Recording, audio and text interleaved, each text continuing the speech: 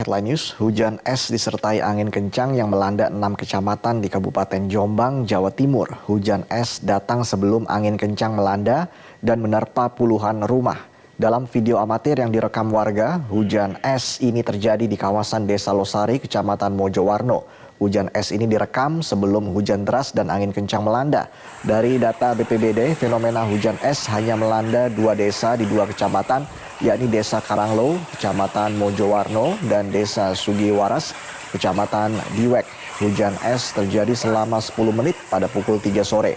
Selain hujan es, bencana angin kencang juga sempat melanda beberapa desa di 6 kecamatan dan merusak puluhan rumah serta melukai 4 orang yang masih satu keluarga.